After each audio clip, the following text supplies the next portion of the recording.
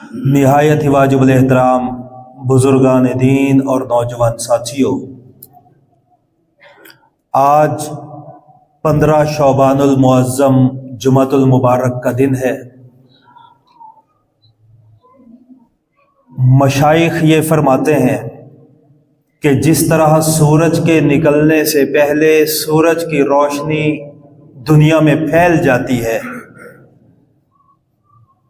سورج کچھ دیر بعد میں طلوع ہوتا ہے اور روشنی تھوڑی دیر پہلے اس کی مکمل پھیل جاتی ہے، بالکل اسی طرح رمضان جو اللہ کی برکت، اللہ کی رحمتوں کا مہینہ ہے، رمضان المبارک کے آنے سے پہلے شعبان میں اس کی رحمتوں کا نزول ہونا شروع ہو جاتا ہے۔ میں اور آپ اس وقت ماہ شعبان المعظم میں موجود ہیں۔ شعبان وہ برکت والا مہینہ ہے جس کے بارے میں جناب رسول اللہ صلی اللہ علیہ وآلہ وسلم یہ دعا فرماتے تھے کہ اللہم بارک لنا فی رجب و شعبان و بلغنا رمضان، اللہ ہمارے شعبان اور رجب میں برکت عطا فرما اور ہمیں رمضان تک پہنچنے کی توفیق عطا فرما۔ شعبان تک ہم پہنچ چکے ہیں۔ روایت میں آتا ہے کہ جناب رسول اللہ صلی اللہ علیہ وآلہ وسلم جتنی کثرت سے شعبان میں روزہ رکھا کرتے تھے، اتنی کثرت سے کسی اور مہینے میں روزے نہیں رکھتے تھے۔ ام سلمہ رضی اللہ تعالی عنہ راوی ہے، وہ فرماتی ہیں کہ میں نے ایک مرتبہ جناب نبی کریم صلی اللہ علیہ وآلہ وسلم سے پوچھا کہ یا رسول اللہ، محبت سے کہیے صلی اللہ علیہ وسلم، آپ اتنی کثرت سے روزے کسی اور مہینے میں نہیں رکھتے جتنی کثرت سے آپ رمضان میں رکھتے ہیں، شعبان میں رکھتے ہیں۔ تو حضور نے فرمایا کہ اس کی وجہ یہ ہے کہ شعبان کو لوگ غفلت سے گزار دیتے ہیں کہ ابھی آگے رمضان آئے گا تو ساری عبادتیں رمضان میں کریں گے۔ تو اسی غفلت سے بچانے کے لیے اپنی امت کو میں تلقین کر رہا ہوں کہ شعبان کو اہتمام سے گزارو۔ شعبان یہ رمضان کا مقدمہ ہے، شعبان یہ رمضان کی ریہرسل ہے۔ آج سرکاری سطح پر جب کوئی بڑے کام ہوتے ہیں تو پہلے ان کی ریہرسل کی جاتی ہے، اور جس کام کی ریہرسل نہ ہو وہ کام اچھے طریقے سے ادا نہیں ہوتا۔ جس کی ریہرسل ہو جائے اس کے بارے میں اطمینان ہوتا ہے کہ کام بہترین طریقے سے ہوگا۔ تو شعبان رمضان کی ریہرسل کا مہینہ ہے، اور رمضان اس کی عظمت کتنی بڑی ہے وہ تو بتانے کی کوئی ضرورت نہیں، ویسے رمضان میں اس پہ بات ہو جائے گی انشاءاللہ۔ یاد رکھیے، رمضان کو سال کے 12 مہینوں سے وہی نسبت حاصل ہے جو حضرت یوسف علیہ السلام کو اپنے 11 بھائیوں سے حاصل ہے۔ کیا مطلب ہے اس کا؟ کہ جس طرح حضرت یوسف علیہ السلام کے 11 بھائیوں کی لغزش اور خطا کو اللہ نے اکیلے یوسف کے صدقے معاف فرما دیا تھا، ویسے اللہ 11 مہینوں کے گناہوں کو اکیلے رمضان کے صدقے میں معاف فرما دیتا ہے۔ تو رمضان آ رہا ہے، شعبان کے 15 دن گزر چکے ہیں، رمضان کی تیاری کیجئے، رمضان کا استقبال کیجئے اور ماہ شعبان سے کیجئے۔ مجدد الف ثانی یہ فرماتے تھے کہ جیسے رمضان گزرے گا ویسے ہی پورا سال گزرے گا۔ اگر رمضان اہتمام سے گزرا تو سال بھی اہتمام سے گزرے گا، اور اگر رمضان غفلت سے گزرا تو سال بھی غفلت سے گزرے گا۔ اس کی تشریح میں علماء یہ فرماتے ہیں کہ جو آدمی جس طرح کا رمضان گزارتا ہے اس کو اسی طرح کا پورا سال اللہ عطا فرماتا ہے۔ آپ اس بات کا مشاہدہ کر لیجئے، اگر کوئی بے نمازی ہے تو رمضان کے مہینے میں 5 وقتی نماز کی عادت بنا لے، اللہ پورا سال اس کو 5 وقتی نماز پڑھنے کی توفیق عطا فرما دے گا۔ اگر کوئی شخص ایسا ہے کہ اس کی نگاہیں بہک جاتی ہیں، اس سے نگاہ کی حفاظت کرنا مشکل ہو جاتا ہے اس کے لیے، وہ رمضان کے مہینے میں نگاہوں کی حفاظت کرنا شروع کر دے، اللہ رب العزت سال کے 11 مہینے اسے نگاہ کی حفاظت کرنے کی توفیق عطا فرما دے۔ اگر کوئی بندہ ایسا ہے کہ قرآن کھولتا ہے تو سر میں درد ہو جاتا ہے، مسجد میں آتا ہے تو پاؤں بوجھل ہو جاتے ہیں، وہ رمضان میں تلاوت قرآن پاک کا معمول بنا لے، اللہ رب العزت پورا سال اس کو قرآن کی تلاوت کرنے کی توفیق عطا فرما دے۔ اگر کوئی بندہ غافل ہے، سست ہے، کاہل ہے، سوتا ہے تو جاگتا نہیں، وہ رمضان کو چستی سے گزار لے، اللہ رب العزت پورے سال کو چستی سے گزارنے کی توفیق عطا فرما دے گا۔ تو رمضان پورے سال کا قلب ہے، رمضان پورے سال کا دل ہے۔ جس طرح رمضان گزاریں گے ویسے ہی پورا سال گزرے گا۔ تو رمضان سے پہلے شعبان، یہ اسی رمضان کی تیاری ہے جو پورے سال کا دل اور پورے سال کا قلب ہے۔ تو تیاری فرمائیے شعبان میں، اپنی ذات کی سطح پہ تیاری فرمائیے، اپنے گھر بار کی سطح پہ بھی تیاری فرمائیے۔ رمضان ذاتی حوالے سے رمضان کی تیاری کیا ہے کہ اپنے معمولات، اپنا نظام الاوقات اس حساب سے بنا لیجئے کہ رمضان آئے تو آپ کو دشواری اور دقت نہ ہو، رمضان آئے تو آپ کے اوقات زیادہ مصروف نہ ہو۔ اور اجتماعی تیاری کا کیا مطلب ہے کہ گھروں میں جا کر رمضان کا ماحول بنائیے، آج سے ماحول بنائیے۔ اگر گھر کے اندر کینہ ہے، بغض ہے، عداوت ہے، نفرت ہے، تو کہلا کے معاملات کو حل کر لیجئے۔ میاں بیوی کی نہیں بنتی تو ابھی سے معاملات کو سلجھا لیجئے۔ ایک ہی دسترخوان پہ سحری اور افطاری کا ماحول بنا لیجئے۔ گھروں کی جائے نمازوں کو دھلوا لیجئے۔ گھر کے کسی کونے کھدرے کمرے کو نماز کے لیے، عبادت کے لیے، تلاوت کلام پاک کے لیے مخصوص فرما لیجئے۔ کیوں؟ رمضان آ رہا ہے۔ اپنے گھر والوں کو جا کے یہ بتائیے کہ رمضان آ رہا ہے۔ خود بھی نوافل کا اہتمام گھروں میں فرمائیے۔ فرض نماز مسجد میں پڑھنا افضل ہے، نفل اور سنت نماز گھر میں جا کے پڑھنا افضل ہے۔ تو ابھی سے ارادہ کیجئے، جب جگہ مخصوص ہوتی ہے، ماحول بنا ہوا ہوتا ہے، جائے نمازیں دھلی ہوتی ہیں، تب گھر والوں کا بھی عبادت کا دل کرتا ہے، بندے کا اپنا بھی عبادت کا دل کرتا ہے۔ اور یہ جو معصوم نابالغ بچے ہمارے گھروں میں رہتے ہیں، جن کی تربیت، جن کی کفالت ہمارے ذمے ہے، جن کے بارے میں اللہ رب العزت نے آخری پیغمبر جناب محمد رسول اللہ صلی اللہ علیہ وسلم کو فرمایا کہ اے نبی اپنی امت کو بتا دو، یا ایھا الذین آمنوا قوا انفسکم واہلیکم نارا، کہ اے ایمان والو اپنے آپ کو بھی جہنم کی آگ سے بچاؤ، اپنے گھر والوں کو بھی جہنم کی آگ سے بچاؤ۔ جن کو جہنم کی آگ سے بچانا میرے اور آپ کے ذمے ہے، اور وہ معصوم بچے، وہ گھر والے جن کے بارے میں اللہ کے نبی نے فرمایا تھا الا کلکم راع وکلکم مسئول عن رعیتہ، ہوش کے ناخن لے کے سن لو، حضور نے فرمایا تم میں سے ہر بندہ چرواہا ہے، اور تم میں سے ہر بندے سے اس کی رعیت کے بارے میں سوال کیا جائے گا۔ صحابہ نے پوچھا یا رسول اللہ ہمارے چرواہے ہونے کا کیا مطلب ہے، ہماری رعایا کا کیا مطلب ہے؟ حضور نے فرمایا تمہارے اہل و عیال تمہاری رعیت ہے، جن کی کفالت، جن کی تربیت آپ کے کمائے ہوئے پیسوں سے ہوتی ہے، وہ آپ کی رعایا ہیں، ان کے اعمال کا آپ سے سوال کیا جائے گا۔ اگر آپ اپنے بیوی بچوں کو حلال حرام کی فکر کیے بغیر کھلاتے ہیں، پلاتے ہیں، دن بھر کام کرتے ہیں، تو کیا وہ آپ کی اتنی بات نہیں مانتے کہ فجر کی نماز میں جاگ سکیں، عشاء کی نماز پڑھ کے سو جائیں؟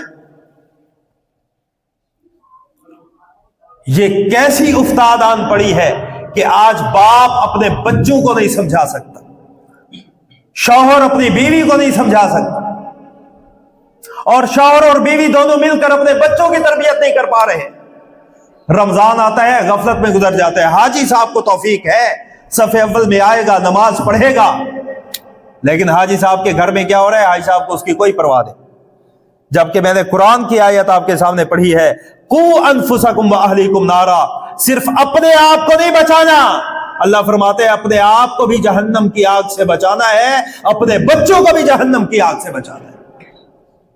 تو بچوں کو جہنم کی آگ سے بچانے کے لیے رمضان کے استقبال کی تیاری فرمائیے، جگہ کو مخصوص فرمائیے، جائے نمازوں کو دھلوا دیجئے، تسبیحات کو کمرے میں لگا دیجئے، قرآن پاک کو صاف کر کے رکھ دیجئے، پتہ ہو یہ عبادت کا کمرہ ہے، یہ کمرہ رمضان میں عبادت کے لیے خاص کر لیا گیا ہے تاکہ اسی کمرے میں گھر کی مستورات اعتکاف بھی کر سکے۔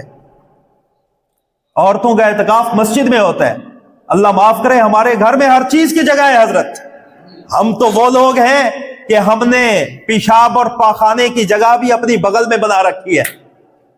اگر جگہ نہیں ہے مخصوص تو نماز کی نہیں ہے، مخصوص نہیں ہے تو تلاوت کلام پاک کی نہیں ہے، مخصوص جگہ نہیں ہے تو روحانی ماحول کی نہیں ہے۔ जहां घर के किसी कमरे में जाकर बंदा 2 रकअत सलातुल हाजत पढ़ के अल्लाह को अपना दुखड़ा सुना सके।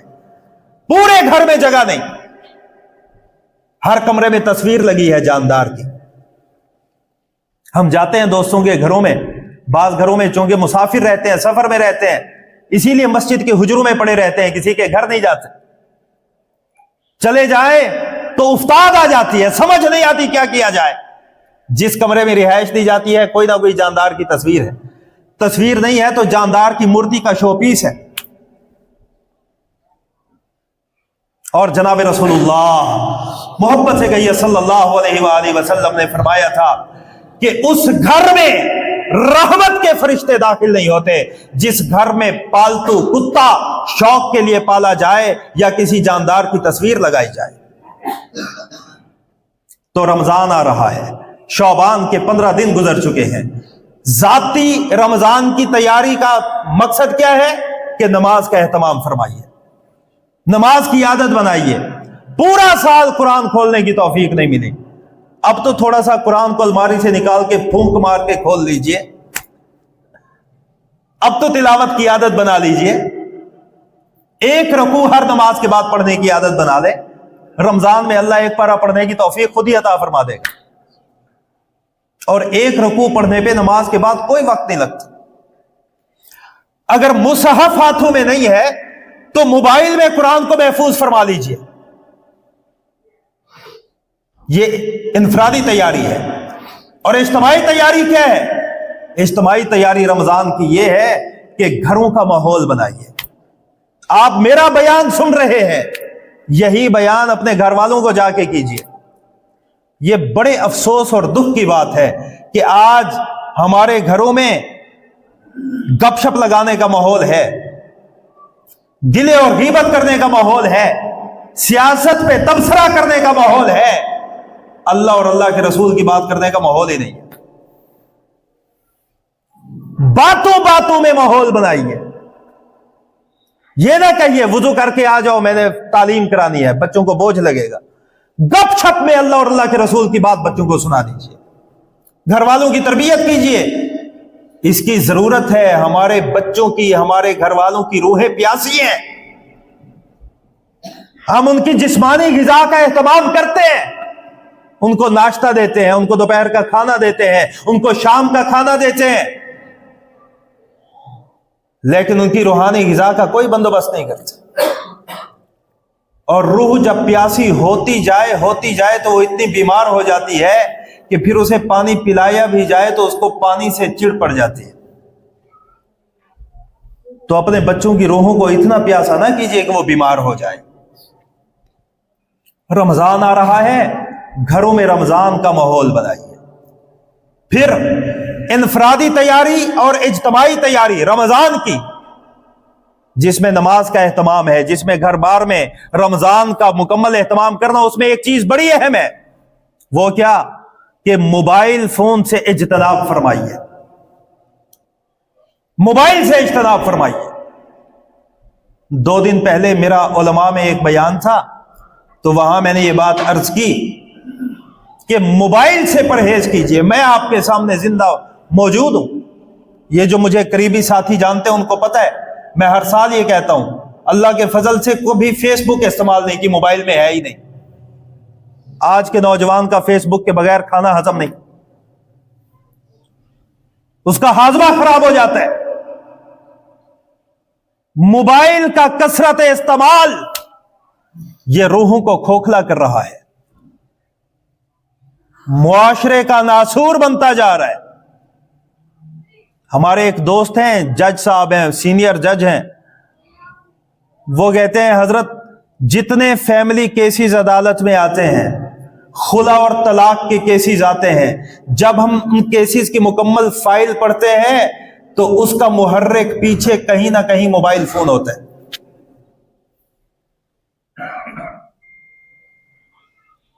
ये क्या हुआ कि आज का बाप इस सतह पे पहुंच चुका है कि आज के बाप को यह जुर्रत नहीं है वो अपने बच्चे का मोबाइल मांग के उसे कहे कि इसका लॉक खोल के दो। कभी सोचा है कौन इस मजमा में ऐसा बाप मौजूद है जो जुर्रत के साथ ये हिम्मत कर सकता हो, वो कह सकता हो अपने जवान बच्चे को इसका लाख खोल के मुझे दिखा। जहां तक हम कैसे पहुंचे। वजीफा पूछने से हालात अच्छे नहीं होंगे, तावीज लेने से हालात अच्छे नहीं होंगे, मौलवी जी के पास आके दुआ कराने से हालात अच्छे नहीं होंगे, किसी पीर या मौलवी की जेब में 5,000 लगा के उसे कहना हजरत जी दुआ कर दे मेरे हालात बड़े खराब है, इससे हालात अच्छे नहीं होंगे। हालात इसी तरह अच्छे होंगे जो मैं आपको बता रहा हूं। घरों का माहौल दुरुस्त कीजिए। आपके कमाए हुए पैसे से जो बच्चे पल रहे हैं, आपके जिम्मे है आपको पता हो कि वो क्या कर रहे हैं। आपके पैसे पे पल रहे हैं ना, जरिया आप हैं, कमाते आप हैं, कफील आप हैं। तो समझ लीजिए कयामत के दिन पूछेगा भी अल्लाह आपसे। और ये मैं नहीं कह रहा, हदीस मैंने आपको सुना दी है, कुल्लुकुम राइन व कुल्लुकुम मसऊलुन अन रइयतिही। तुम में से हर बंदा निगहबान है, उससे उसके घर वालों के बारे में पूछा जाएगा। तो रमजान आ रहा है, इनफरादी तैयारी, इज्तमाई तैयारी, वो क्या है? नमाजों का एहतमाम, घरों में एहतमाम, औलाद की तरबियत रमजान के हवाले से, फौरी तरबियत जिसे काउंसलिंग भी आप कह सकते हैं, और मोबाइल फोन से इज्तनाब। अभी से इरादा फरमा लें। चले मैं आपको, आप सारे समझदार हैं, मोबाइल यूजर हैं, मैं लंबी बात जिम्मे नहीं लगाता। ये एक हफ्ता रमजान से पहले 15 दिन जो है, आप और कुछ ना करें। ये जो मोबाइल फोन के आपके नोटिफिकेशन होते हैं, जैसे ही कोई मैसेज आता है ऊपर जाहिर हो जाता है, इसी को बंद कर दें, इसी को बंद कर दें। आप देखेंगे कि आपको मोबाइल जेब से निकालने की फुर्सत ही नहीं मिलेगी। होता क्या है, ये खुला पड़ा है, बंदा देखता रहता है, ओए इसने क्या कहा, उसका खोलता है, उसने क्या कहा, तो 10 और भी होते हैं जिन्होंने कुछ कहा होता है। उनमें 2-4 ऐसे भी होते हैं जिन्होंने कुछ भेजा होता है। फिर जब भेजते हैं, मुझसे अक्सर दोस्त फेसबुक के वो भेज देते हैं मसले। अल्लाह का शुक्र है फेसबुक खुलती नहीं, मैं कह देता हूं ऐसे भेजो, तो मुझे कहते हैं जी लगा लें, मसला पूछते हैं। मैं कहता हूं मैं तेरा मसला सुनने के लिए तो फेसबुक लगा लूं, अब तेरा मसला सुनने के बाद जहां मुझे वो ले जाएगी, मैं वहां से अपने आप को कैसे बचाऊं? आपके पास ताकत है, हमारे पास तो ताकत नहीं है बचने की ना, हम तो गुनाहगार लोग हैं।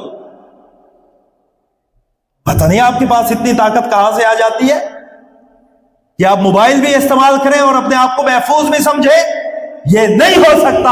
रमजान आ रहा है, रमजान की बरकतों को पाने के लिए 2 काम करने हैं। नंबर 1, अल्लाह ने जो चीजें फर्ज की हैं वो छोड़नी नहीं, और अल्लाह ने जो चीजें हराम की हैं वो करनी नहीं।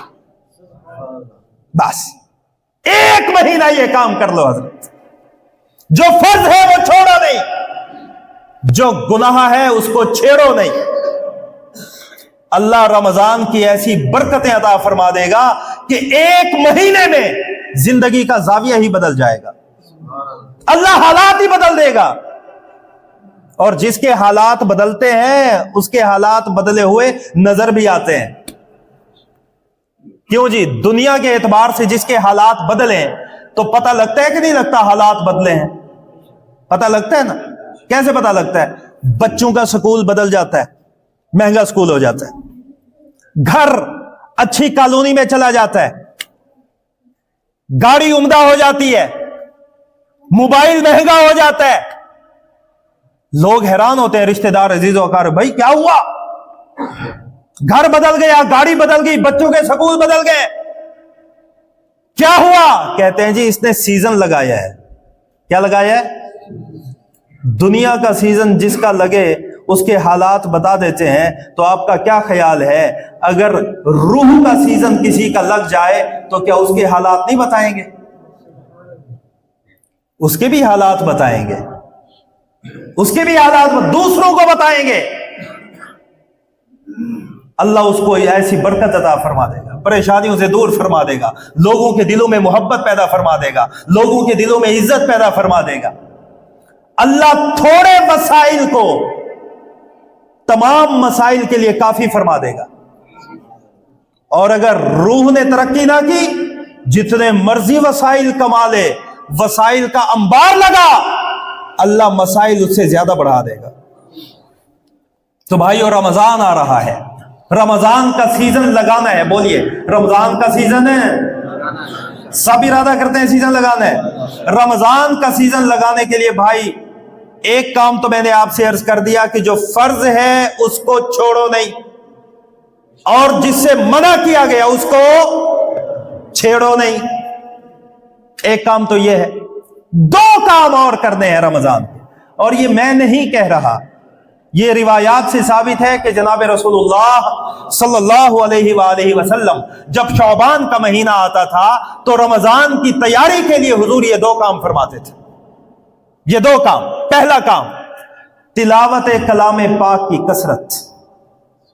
قرآن کھولیے گھر میں جا کے، قرآن کھولیے بھی صحیح اور جا کے دیکھیے بھی صحیح کہ کتنے عرصے بعد کھولا ہے. اللہ کرے صاف بھی پڑا ہو، اللہ کرے اوراق بوسیدہ نہ ہوئے ہو. لا یمسہ الا المطہرون، یہ اللہ نے ایسے نہیں فرمایا تھا، یہ بتانے کے لیے فرمایا تھا کہ اگر میں یہ کہہ رہا ہوں کہ ناپاک ہو کر میرے قرآن کو چھو نہیں سکتے، تو بتانا یہ چاہتا ہوں کہ اگر پاک ہو کے چھو گے تو ثواب کتنا دوں گا. تو قرآن کو چھونے کی عادت بنائیے. کھولیے، تلاوت کا اہتمام. پہلا کام یہ ہے تلاوت کا اہتمام. دوسرا کام اسی شعبان میں، بلکہ میں آپ کو ایک حدیث سنا دیتا ہوں. حضرت انس بن مالک رضی اللہ تعالی عنہ فرمایا کرتے تھے، حضرات صحابہ کا معمول بتایا کرتے تھے. حضرات صحابہ کون ہیں؟ رضی اللہ عنہم ورضوا عنہ، اللہ جن سے راضی ہو چکا ہے اور وہ اللہ سے راضی ہو چکے ہیں. پوری کائنات میں انبیاء کے بعد اگر کوئی جماعت اور طبقہ کامیاب ہے تو وہ صحابہ کا طبقہ ہے. حضرات صحابہ کا معمول انس بن مالک بیان فرماتے تھے کہ جب شعبان آتا تو حضرات صحابہ کی عادت کیا ہوتی تھی؟ اکبو علی المصاحف، صحابہ قرآن پہ جھک جاتے تھے. فقرؤوها، قرآن پڑھنا شروع کر دیتے تھے. وَأَخْرَجُوا زَكَاةَ أَمْوَالِهِمْ، اور دوسرا کام صحابہ کیا کرتے کہ اپنے مال کی زکوٰۃ نکالنا شروع کر دیتے تھے. کب؟ جب شعبان آتا. جب کیا آتا؟ اور کیوں نکالتے تھے زکوٰۃ؟ ضیافتاً للفقراء، غریب اور محتاج لوگوں کی ضیافت کرنے کے لیے، تاکہ وہ رمضان کو اچھے طریقے سے گزار سکیں. شعبان میں صحابہ زکوٰۃ نکالنا شروع کر دیتے. آج میرا اور آپ کا یہ مزاج بن چکا ہے، بلکہ رواج بن چکا ہے کہ جو زکوٰۃ دینے والا ہے وہ رمضان سے پہلے زکوٰۃ نہیں دیتا. پہلی بات تو یہ سمجھ لیجئے، زکوٰۃ کا رمضان سے کوئی تعلق نہیں. اگر آپ پہ زکوٰۃ دینا شعبان میں فرض ہے، رجب میں فرض ہے، تو آپ جب فرض ہے تبھی دیں گے. یہ کہنا رمضان میں دوں گا تو ثواب زیادہ ہوگا، یہ تو ایسے ہی ہے جیسے بندہ شعبان کی نماز نہ پڑھے اور کہ رمضان میں پڑھوں گا تو ثواب زیادہ ہوگا. او بھائی، جب فرض ہے تب کر. تو صحابہ شعبان میں اپنے مال کی زکوٰۃ نکالنا کیا کر دیتے تھے؟ شروع کر دیتے تھے، تاکہ محتاج لوگ اپنا راشن لے لیں. اور آج تو ویسے بھی ضروری ہے یہ کام کرنا. شعبان میں زکوٰۃ دے دیا کریں. کیوں؟ کیونکہ مجھ جیسے مسلمان، میرے اور آپ جیسے عاشقان رسول، کریانہ اور پرچون والے، سبزی کی ریڑھی والے، لیمو اور ہری مرچیں بیچنے والے، وہ یکم رمضان سے ایسا چھرا پھیرتے ہیں مسلمانوں کی گردن، ایسی مہنگائی کر دیتے ہیں. 100 روپے والی چیز 400 روپے. کیوں بھائی، کیا ہوا؟ کہتے ہیں سیزن آئے، رمضان آیا. اور ادھر سے حاجی صاحب بھی زکوٰۃ کب نکالتا ہے؟ رمضان میں. بتائیے فقیر کہاں جائے؟ کیسے نظام کو چلائے؟ حاجی صاحب رمضان سے پہلے زکوٰۃ دینے پہ تیار نہیں، اور صوفی صاحب رمضان میں عوام کو ذبح کرنے کو چھوڑنے کے لیے تیار ہے. وہ کہتے میں تو چھری پھیروں گا. تو بھائیو، اگر کسی کے بس میں ہے کوئی اس مجمع میں موجود ہے جو اشیائے خورد و نوش کا کام کرتا ہے تو خدا را رمضان میں مصنوعی مہنگائی مت کیجیے گا. اس کا نتیجہ آپ پھر پورا سال بھگتیں گے. بچوں کی بیماری کی شکل میں بھگتیں گے, بیوی کی بیماری کی شکل میں بھگتیں گے, اپنی مصیبتوں کی شکل میں بھگتیں گے. پتہ آپ کو نہیں ہوگا کہ مصیبت کس چیز کی ہے. آپ پھر ہمارے پاس آئیں گے, حضرت جی تعویذ دے دو, بندش ہو گئی ہے, کسی نے کچھ کر دیا. کوئی کچھ نہیں کرتا. بما کسبت ایدی الناس, اللہ فرماتا ہے جو تیرا کرتوت ہوتا ہے وہی تیرے سامنے آتا ہے. کسی کے باپ کی جرت ہے اللہ کے دیے ہوئے رزق کی بندش کر سکے؟ اگر تو اور میں سیدھے رہیں, کسی میں اتنا دم خم نہیں ہے کہ وہ اللہ کا دیا ہوا رزق اسے ہم سے روک سکے. نہیں ہو سکتا. ہم نے سیدھا رہنا ہے. تو جن کا کھانے پینے کا کاروبار ہے, سبزی ترکاری کا کام ہے, منافع لے, جائز لے. رمضان کو پیسہ کمانے کا سیزن نہ سمجھے گا. اور زکوٰۃ جو دینے والے ہیں وہ زکوٰۃ رمضان میں دینے کا اہتمام کریں. رمضان میں زکوٰۃ دینے کا اہتمام کریں. اب میرا دل تو کر رہا ہے کہ میں زکوٰۃ کا مسئلہ بھی مختصراً سنا دوں, اگر آپ کی توجہ ہو تو. جن کی توجہ ہے سبحان اللہ کہیں نا. مختصر زکوٰۃ کا مسئلہ 2 لفظوں میں سن لیجئے. عام طور پہ ہم کلاسیفیکیشن یہ کرتے ہیں, حد بندی, درجہ بندی یہ کرتے ہیں کہ جو زکوٰۃ, ایک ہے زکوٰۃ دینے والا, ایک ہے زکوٰۃ, یہی کرتے ہیں. نہیں, یہ نہیں ہے. درجے 3 ہیں. کتنے درجے ہیں؟ نمبر 1 زکوٰۃ دینے والا جس پہ دینا واجب. نمبر 2 زکوٰۃ لینے والا جس کے لیے زکوٰۃ لینا جائز. اس کے بیچ میں ایک درجہ ہے.